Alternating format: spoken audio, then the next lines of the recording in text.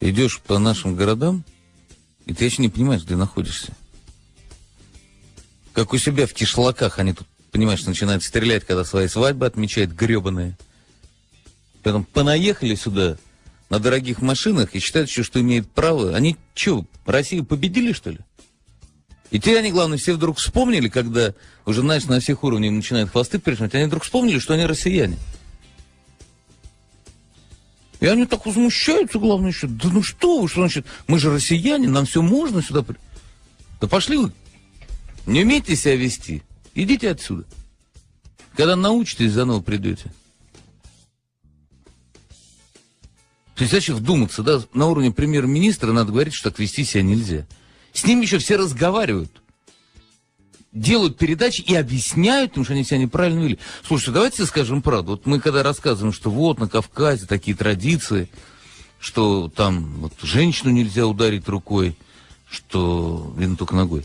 Ну, то есть не бьют женщин, уважение к старикам, уважение к детям. Да, только к своим старикам и к своим детям.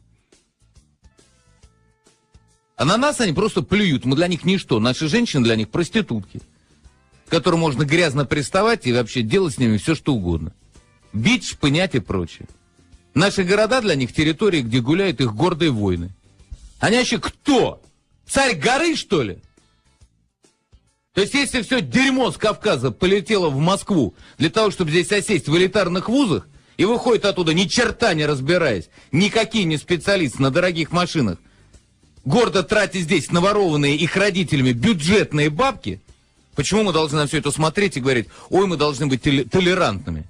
А я не хочу быть толерантным по отношению к этой мрази. Почему я должен быть по отношению к ним толерантным? Вот кто-нибудь может мне это объяснить? Они преступники, которые преступные бабки здесь отмывают. Сворованные у меня же. Они что, хорошо учатся в вузах? Они хорошо покупают себе дипломы в вузах. Что это вообще за мода-то пошла? То есть полная потеря нюха? Или кто-то уже забыл, как перед европейским, да? Когда обещали ноги вырвать, там, гордая семья неизвестно кого из Чечни. И надо было Кадырову поднять бровь, чтобы поставить их на место. А почему Кадырову, а не наша милиция? А мы каждый раз не были бы любезны. Вот, простите, пожалуйста, не могли... Одному дали 15 суток. Да хари в асфальт положить всех к чертовой матери. Медведев говорит, в Нью-Йорке бы их расстреляли. А почему здесь не расстреляли? Еще мне нравится